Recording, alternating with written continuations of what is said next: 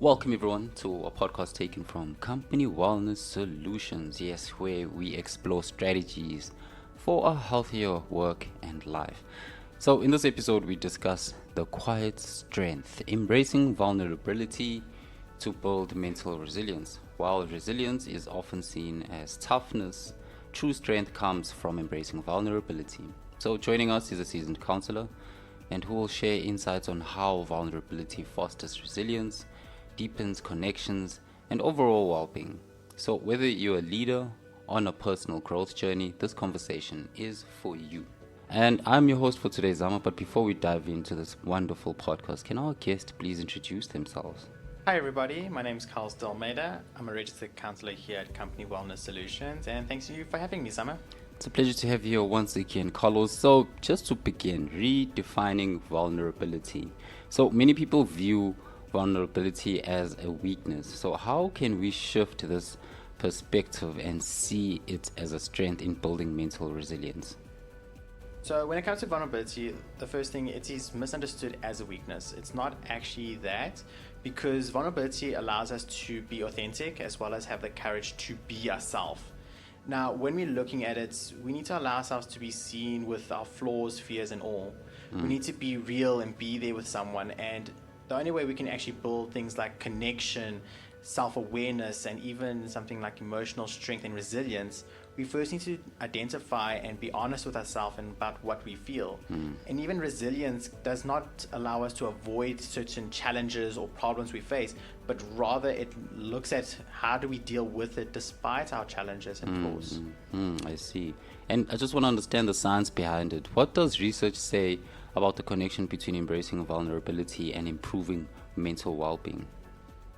Well, there's quite a few studies, but the ones I want to mention is Brene Brown, which actually she looked at vulnerability as an essential part of emotional resilience. Okay. And also looking at it from the point of relationships, because when we're looking at activating our brain to adapting and promoting something like emotional regulation, whereby we control our emotions, we kind of look at it in building also meaningful connections with people.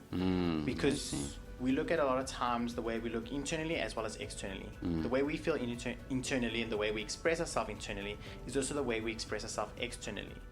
Now, the other study looks at more on how actually vulnerability actually allows us to reduce stress as well as enhance our psychological flexibility. Now, what this basically means is that when we're looking at our stresses and we're looking at our minds, when we are vulnerable, we actually open ourselves up to being like accepting criticism or even acknowledging our challenges and faults, which actually allows us to improve on them and actually even find better ways of dealing with things in our own unique way. That's the flexibility.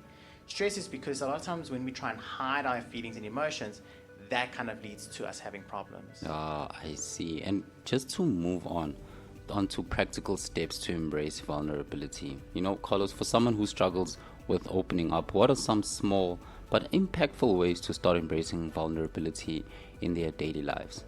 One, always start within. Accepting ourselves is always key in being vulnerable with someone else. Okay. Then looking at it, start something small.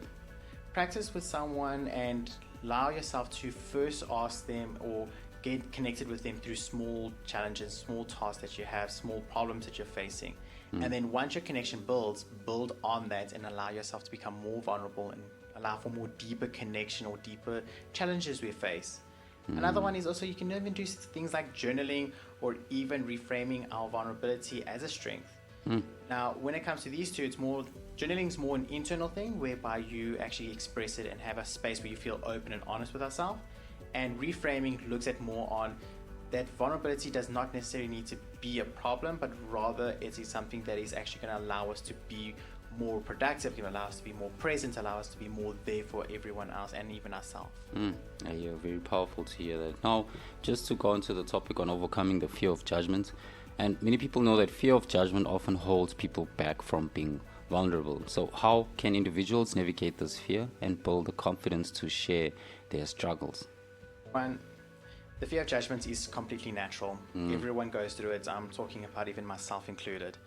And when it comes to it, is actually a lot of times we see it as not really just judgment of others, but rather the judgment we actually put on ourselves as well. Okay. So that self-criticism. Now, when we're looking at it, the one thing that's very crucial is developing that self-compassion and self-kindness for ourselves. Okay. Being there, being ourselves, being open is not about over-expressing yourself, but rather being able to inspire other people and be there for other people by being there for ourselves and also allowing people in. Okay, I hear you. Now, just to move on to the workplace, how can companies create a culture where employees feel safe being vulnerable? And how does this contribute to a healthier, more resilient work environment? One, would actually require us to work with our leadership as well as our colleagues and actually allowing for us to openly express some of the challenges we face. So let's go, for example, a leader looking at it and being like, okay, these are the challenges, these are some of the things we're facing, and asking for input can actually be a way of showing vulnerability and allowing people to know what's happening in the company, what's happening with maybe a task or a project, and working from there. Another one is also to encourage open conversations. So normalizing mental health as a discussion, normalizing that challenges are part of everyday tasks and everyday problems and everyday work, we can actually allow people to have more of an openness and communicating openly about being in these environments and allowing for a non-judgmental path to go forward. I hear you. And you spoke about challenges. Just to move on to the next interesting topic, turning challenges into growth. So, Carlos, can you share an example on how embracing vulnerability has helped someone transform a difficult experience into a growth opportunity? Well, definitely. I actually had this one time, I had a client that was going through imposter syndrome.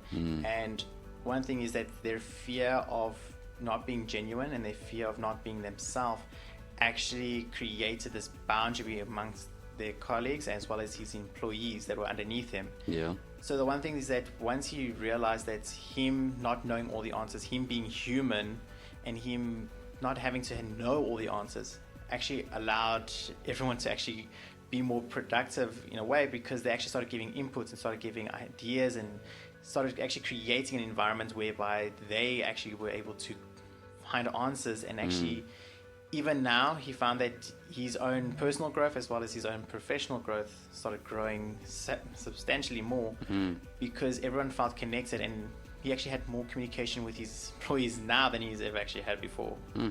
Very nice to hear about that story. And to go on to the concluding question, boundaries versus vulnerability. So Carlos, how can someone find a balance between being open and setting healthy emotional boundaries, ensuring that they don't feel drained or overexposed? One, this is such an important question, because when a person says, oh no, I need to be vulnerable, I'm going to open everything up, that is not necessarily the case. We do not need to overshare or go beyond your personal limits. That is not what vulnerability is about. Vulnerability is looking at it and being like, who are the right people at the right time in the right place? What are some of the things that I need to and want to express to someone? Because not everybody needs to know about everything about your life, and that's okay. There's nothing wrong with that. I see. But it's about looking at it and saying, what I'm saying, is it going to help me? Is it going to help us? Or is this going to be draining? Is this going to be a hindrance to myself? That's a great way of determining if it's going to be draining or if it's going to be helpful. I hear you. And that's a wrap up to this episode we had from Company Wellness Solutions, and we hope today's conversation on embracing vulnerability to build mental resilience has given you new insights and practical tools to apply in your daily life. And a big thank you to our counselor Carlos for sharing their expertise and reminding us that true strength comes from openness, self-awareness, and connection. So if you found this episode helpful, share it with someone who may benefit from it. It's your support that helps us bring more valuable content your way. So until next time, take care, be kind to yourself, and remember, wellness starts within. And goodbye.